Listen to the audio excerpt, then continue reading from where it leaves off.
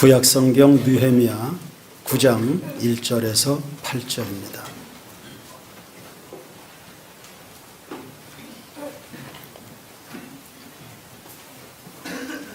제가 봉독합니다.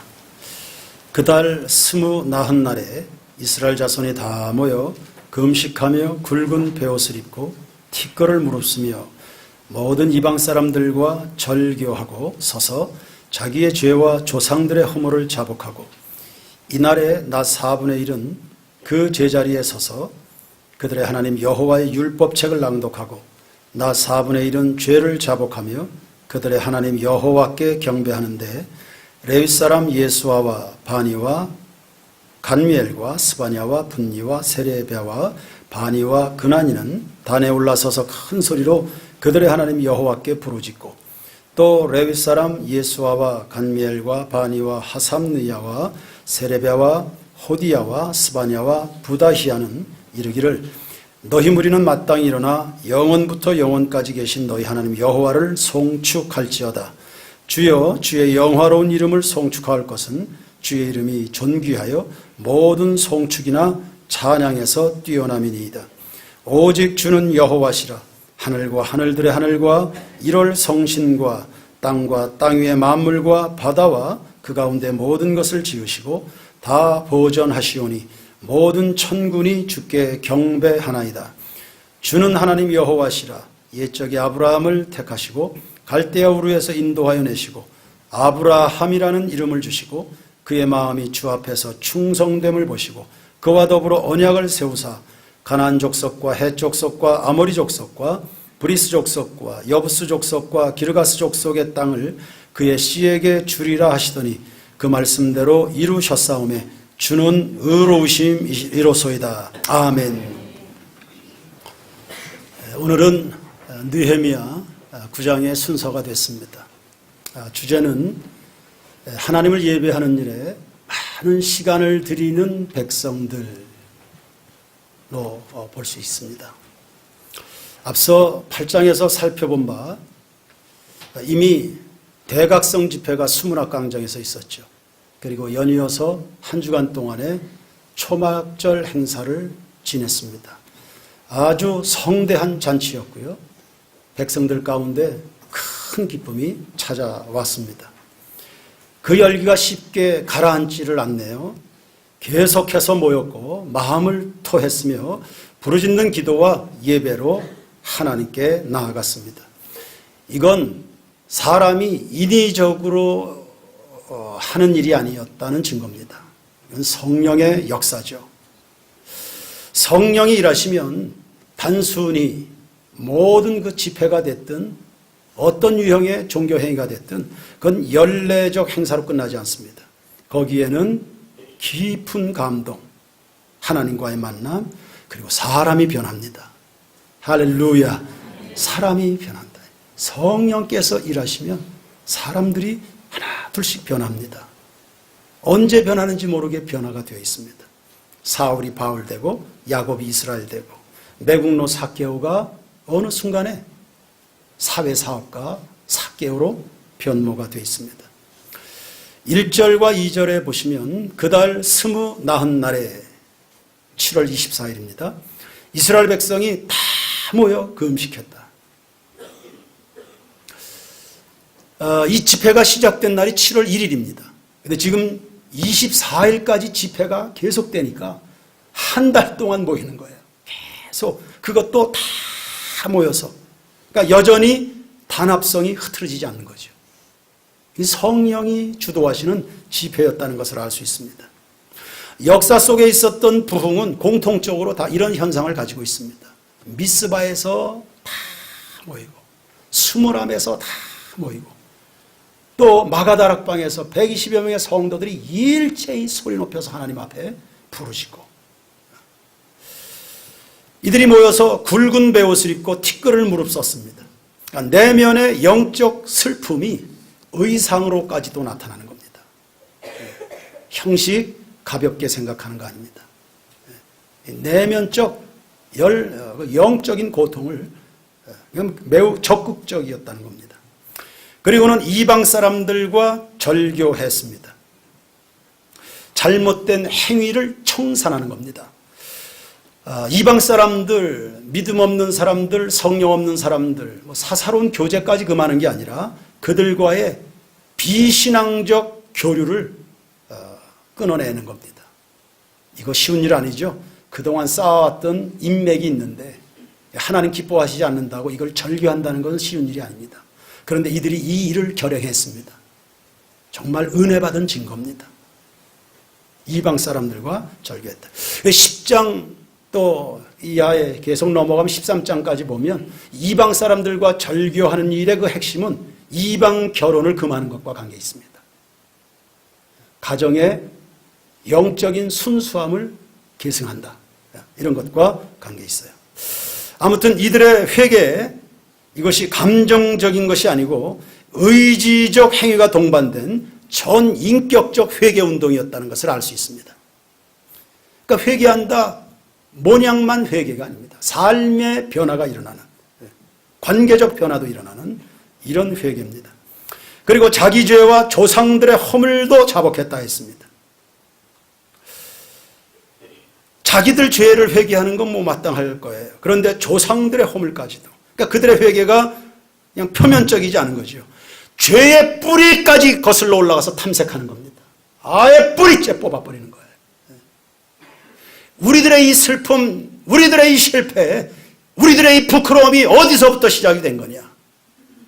보니까 조상들의 죄에서부터 아예 뿌리째 뽑아버리는 거죠. 소위 말하면 가문에 흐르는 저주를 끊는다. 이런 말이겠죠. 여러분, 이런 것들이 진정한 적폐청산입니다. 요즘에 유행하는 단어가 적폐청산인데, 정치인들이 성경을 보고 좀 이런 부분을 배우면 좋겠어요. 자기들의 정치 세력의 선배들이 저지른 그걸 청산해야지. 그렇잖아요. 늘 세력들이 바뀌면 늘 상대편에다가 대고 늘 적폐청산이 어쩌니 자기들의 선배들을 회개해야지. 자기들의 가문을 회개하고 늘 정치 보복하고. 독일 국민들은 나치가 저지른 만행을 깊이 반성하지 않습니까? 아무튼 지금의 이스라엘은 하나님의 백성으로서 새롭게 되고 싶은 열망이 강한 겁니다. 이들이 금식까지 했네요. 이거는 자신들의 현재 영적 상태를 깊이 고려한 겁니다. 비록 포로에서 해방은 됐습니다. 고국으로 돌아왔습니다. 이거 엄청난 사건입니다. 그런데 그것이 자신들의 공로입니까? 자신들의 정치적 해방, 이것이 자신들의 로비로 된 겁니까? 뇌물로 된 겁니까? 아니면 군사적 행동으로 된 겁니까? 아니에요. 하나님의 전적인 은혜 아니었습니까? 우리의 구원이 행위에서 난 것이 아니고 예수 그리스도의 피로 말미암은 하나님의 선물인 줄로 믿습니다. 이스라엘의 구원도 마찬가지입니다. 여러분, 행한 것은 조상적부터 다 죄악입니다. 오죽하면 민족 전체가 멸망당합니까? 오죽 불순종하면 말입니다. 오죽 하나님과 등을 지고 살았으면 민족 전체가 다 무너집니까? 오죽하면 그리 됐습니까? 조상적부터 그런 부끄러운 짓을 저지른 자기들이지만 그러나 여전히 포기하지 않으시는 하나님 그 언약에 성실하신, 아브라함부터 시작된 그 언약에 성실하셔서 후손들이 그 못난 짓을 했지만 그래도 아브라함을 바라보시면서 다윗을 생각하셔서 솔로몬을 품어주시고, 그런 사랑이 지금 이스라엘 민족 가운데 나타난 겁니다. 그런 하나님의 사랑이지만 자신들의 지난날 역사를 보니 부끄럽기 짝이 없습니다. 다시는 이런 전철 밟지 말아야지. 거룩한 백성으로 살아야지. 내가 아버지 어머니 그 행동들을 보면서 나는 저런 아버지 엄마 때문에 안 되지. 그렇게 했는데 여전히 동일한 일을 행하는 자녀들이 한둘이 아닙니다. 나는 그렇게 살지 말아야지. 나는 다시는 이런 거 되풀이하지 말아야지. 이스라엘 백성들은 지금 그런 결단의 시간을 보내고 있는 것입니다. 그것도 눈물을 흘리면서 말입니다. 성도가 회개하느라 흘리는 눈물은 얼마나 귀한지요. 이 눈물이 사람을 살리는 거예요. 애통하는 자는 복이 있나니 저희가 위로를 받을 것이라 했습니다. 다윗은 시절 좋을 때 한눈 팔았습니다. 남의 여인 범했습니다. 그리고 시침이 뚝 떼고 뻔뻔한 얼굴로 지내던 어느 날 하나님이 나단 선지자를 보냈습니다. 선지자를 보내셨다는 말은 하나님이 말씀을 파송했다는 뜻입니다. 말씀을 들려주셨다는 뜻이에요. 여러분, 하나님의 말씀이 들리면 그거 하나님의 사랑인 줄 알으셔야 됩니다. 비록 마음에 거북해요? 부담스러워요? 찔려요? 아니요, 그거 하나님의 사랑의 초청장입니다. 베드로가 새벽 다울 때 그 말씀이 생각나서 그 인생이 살아나는 거 보십시오. 시편 107편 20절에 하나님이 말씀을 보내서 고치시고, 할렐루야, 하나님이 말씀을 보내서 위기에서 건져내신다 했습니다. 그러니 말씀은요, 환영하는 거예요. 즐거워하시길 바랍니다. 말씀이 올 때 도망가지 마시고요.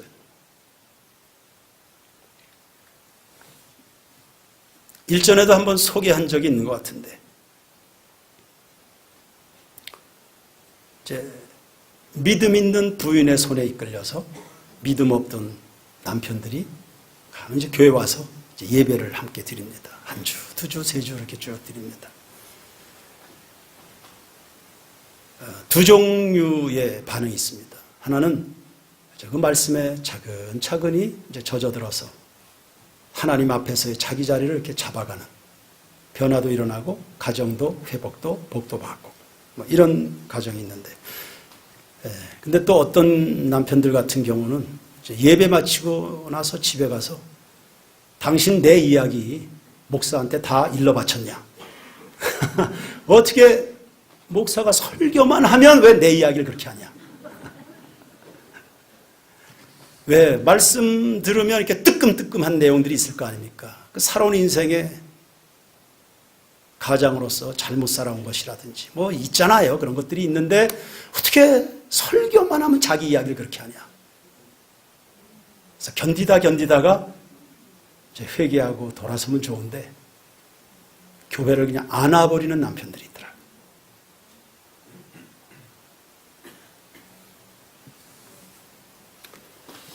다윗은 선지자에게 심하게 책망을 받았습니다. 당신 도둑놈이다. 다 회개해라. 다윗은 도망가지 않았고요. 말씀 앞에 엎드려서 자복했습니다. 그는 왕이었기 때문에 힘이 있습니다. 들려오는 그 이야기 외면할 수도 있는데 반항하지 않았습니다. 눈물로 침상을 적시며 회개했다 했습니다. 하나님이 그를 얼마나 선대해 주셨습니까? 목동 시절부터. 마치 세상에 다윗밖에 없는 것처럼 그렇게 하나님이 다윗을 챙겨주셨는데, 그리고 우리아는 얼마나 충성스러운 부하였습니까? 배은망덕한 겁니다. 그 죄가 생각이 나서 다시 따라서 하십시다. 배은망덕. 그에 막 처절하게 회개했는데, 여러분, 그 눈물이 그 영혼을 살린 것입니다. 왕이 그 죄 속에 계속 파묻혀 있었다면 그 죄라는 것이요, 영향력이 있는 만큼, 그리고 다윗의 신분이 영향력이 있는 만큼 민족 전체가 죄악으로 얼룩질 뻔했습니다. 다윗이 회개했죠. 개인의 각성이 민족의 부흥으로 연결된 것입니다. 부흥은 눈물 뒤에 오는 것입니다. 울며 씨를 뿌리러 나가는 자는 기쁨으로 단을 가지고 돌아오리로다 했어요. 여러분, 구원이 필요하신가요? 지금 이 시점에 주 예수를 믿으라, 그리하면 너와 내 집이 구원을 얻으리라 했습니다. 구원이 필요한가요? 하나님의 도우심의 손길이 절박하게 필요합니까? 구원도 눈물 뒤에 오는 거예요. 회개하라, 천국이 가까웠느니라. 하나님의 말씀대로 살지 못한 거, 주님과 등지고 살았던 거, 그거 회개해야지. 배은망덕한 거 말입니다. 야곱도 눈물로 살아난 것입니다. 히스기야도 죽을 병에서 눈물로 살아나지 않았습니까?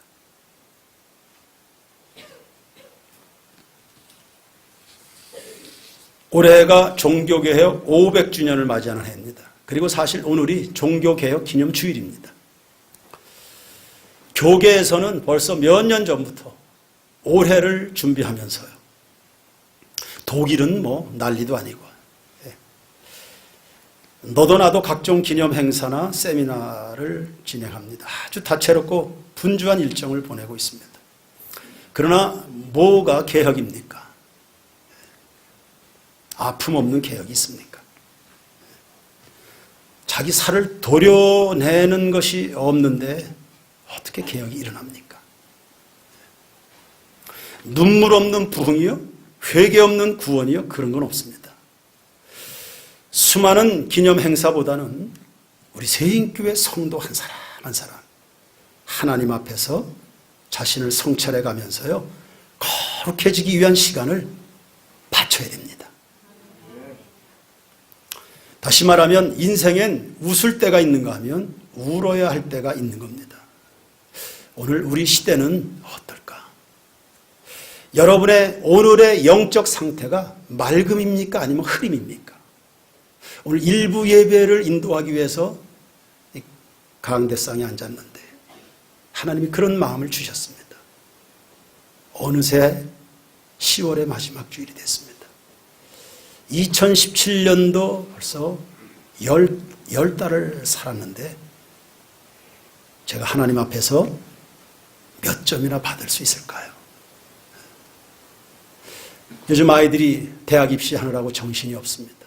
수능고사 정말 긴장됩니다. 또 젊은 청년들 여기저기 이력서 들고 쫓아다닙니다. 점수 얻기 위해서. 나는 하나님 앞에서 몇 점을 받을 수 있을까? 오늘 이 강단에 올라올 때 하나님이 제게 주셨던, 제게 물으신 질문이었습니다. 나는 하나님 앞에 점수를 얼마나 받을 수 있을까? 뭐 감사한 것이 많겠죠. 그러나 혹 울어야 할 부분은 없습니까?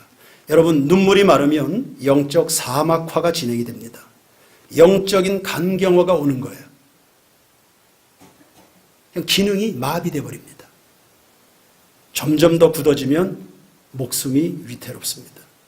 성도가 하나님 앞에서 흘리는 눈물은 영혼의 독소를 걸러내는 필터가 됩니다.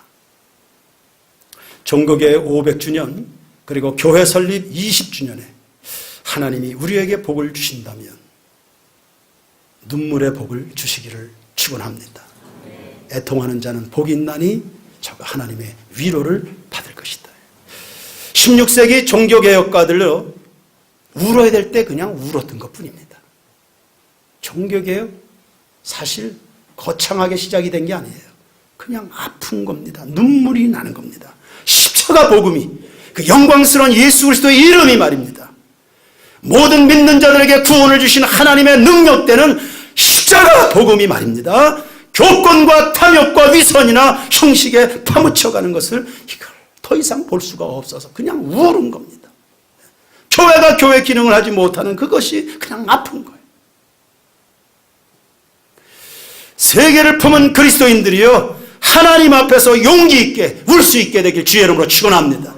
용기가 뭡니까? 용기가. 뭐가 용기입니까?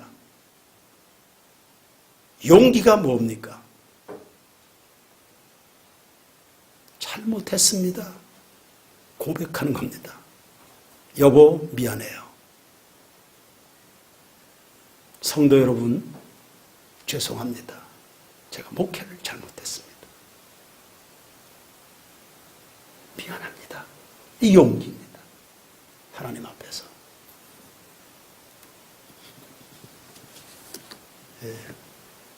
벌써 한 달 전인가 2달 전인가 우리 중직자 선거하기로 했다가 취소했습니다. 그 주간에 한 집사님과 통화했는데 그 집사님이 이런 고백을 했습니다. 목사님 죄송합니다. 목사님이 잘 가르쳐 주셨는데 제가 절기 헌금을 하지 않았습니다.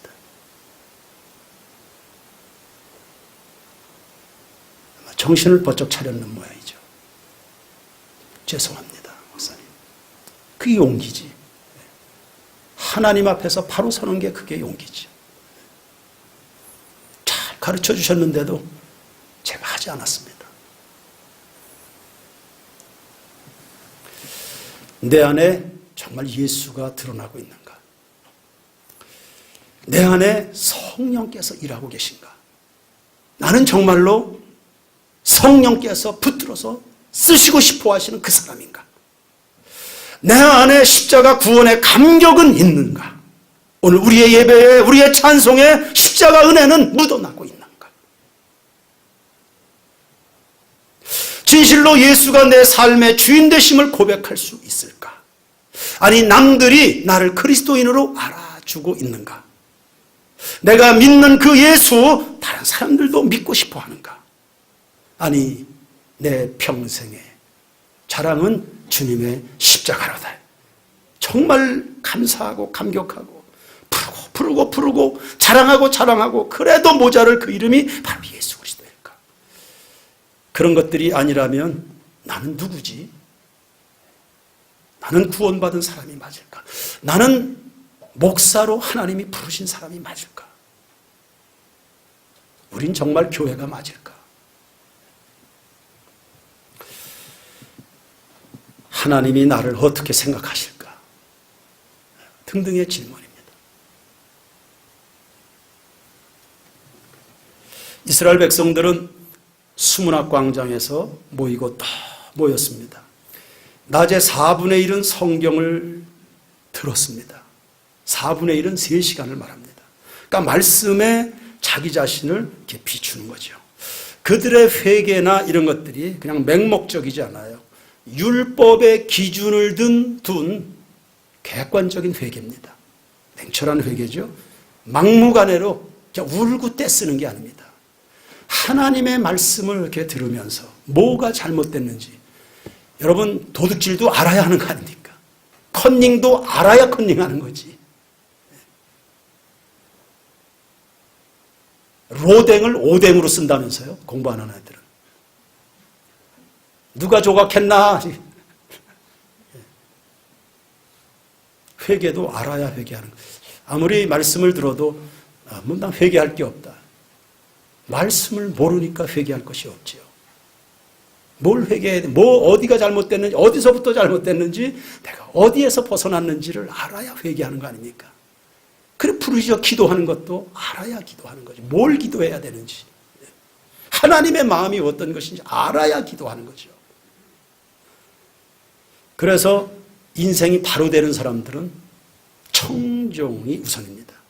경청이라는 단어가 있잖아요. 인생이 바르고 건강하게 잘 되는 사람들은 잘 듣습니다. 잘 이렇게 들어줍니다.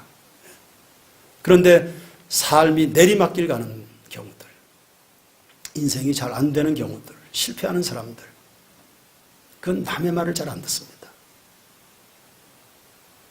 자기가 최고입니다. 그런 사람들의 인생이 건강할 수가 없습니다. 이스라엘 백성들은 그냥 3시간 동안 그냥 말씀에 귀를 기울이는 거예요. 하나님이 뭘 원하실까? 마음 들여서 선포되는 주의 말씀에 귀를 기울였습니다. 그리고 낮에 4분의 1, 또 3시간입니다. 이때는 주신 말씀을 붙들고 회개하고 부르짖고 찬양하고 예배하는, 할렐루야! 그때 그 기도회와 찬송을 인도해주는 지도자들이 또 따로 있습니다. 4절과 5절. 그러니까 예배의 이 집회, 이런 구성, 이런 것들이요, 다 성경에 근거한 겁니다. 기도회를 인도해주는 사람, 찬송을 인도해주는 사람들이 다 따로 준비되어 있습니다. 그들의 집회 시간이 짧지가 않아요. 무려 6시간을 그렇게 했습니다. 하나님 앞에 충분한 시간을 바친 겁니다. 요즘 집회 횟수가 점점 사라지죠. 집회 시간도 단축됩니다. 저도 30분 이상 설교 넘어가려고 그러면 부담됩니다. 특히 저녁 예배 같은 경우 성도들이 저에게 요청합니다. 목사님, 그래도 9시 뉴스는 집에 가서 볼 수 있게 좀 해주십시오. 예배는 짧게 간단하게, 교제는 길게, 이런 시대적 분위기인데 오늘 본문은 시사해 주는 바가 큽니다. 거룩하게 되기 위하여 시간을 확보하라. 아멘. 거룩하게 되기 위하여 시간을 확보해라. 우리의 인격이 하나님 앞에 바로 재정비되는 데는 시간이 많이 걸리는 겁니다. 여러분 충분한 시간을 하나님 앞에 바치십시오. 그래서 저희들이 고난주간 때는 금요일까지 집회를 하죠. 그리고 하루에 5시간 혹은 하루에 8시간씩 하나님 앞에 들여가면서 마음을 토하고 그렇게 합니다. 교회학교 아이들도 수련회 4박 5일씩 하도록 그렇게 권면하고 있습니다. 충분하게 하나님 앞에 시간을 좀 갖자. 그렇게 수련회를 진행하면 아이들은 다 하려고 그래요. 그런데 교사들이 헌신하기가 어려워서요. 그래서 교사들이 어려우면 그 시즌에 함께 해줄 교사들을 새로 이제 영입해서라도 그걸 이제 행사를 진행하려고 하죠, 수련회를.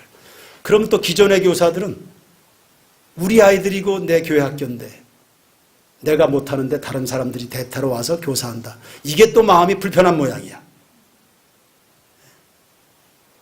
그럼 어쨌든 일은 돼야죠. 내가 하든 누가 하든 아이들은 은혜 받아야지.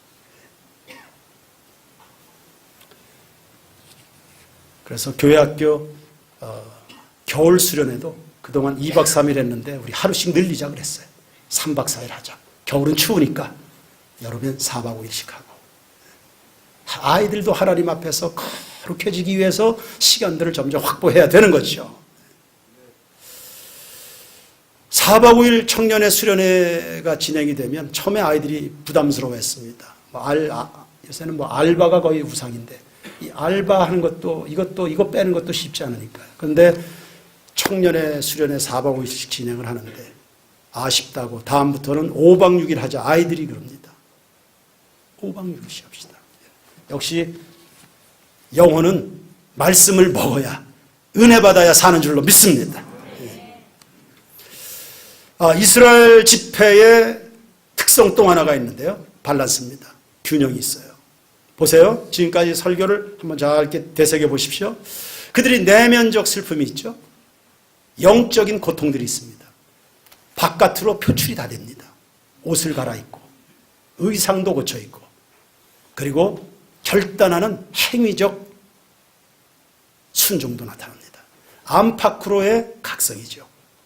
죄 때문에 우는 고통스러운 눈물도 있지만 그럼에도 불구하고 죄인을 사랑하시는 하나님 때문에 감사하는 것도 있어요. 이들은 울어야 될 때와 웃어야 될 때를 다 구분하고 있습니다. 그리고 하나님의 말씀을 듣는데 3시간을 투자하는가 하면 반면에 그 말씀 붙들고 기도하는데 3시간을 또 투자합니다. 밸런스입니다.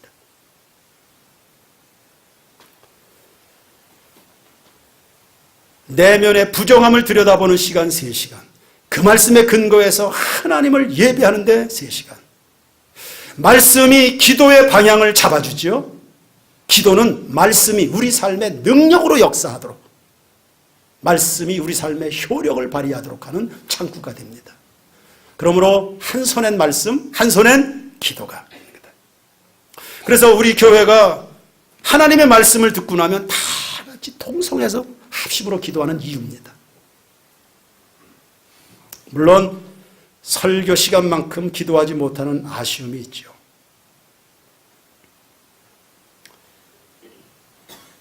저희 교회는 그래서 헌금도 설교 후에 합니다.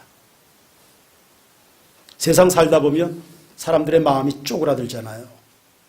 때로는 인색하기도 하고. 그런데 하나님의 말씀을 들으면서 내가 주님 앞에 어떤 복을 받고 살아가는지,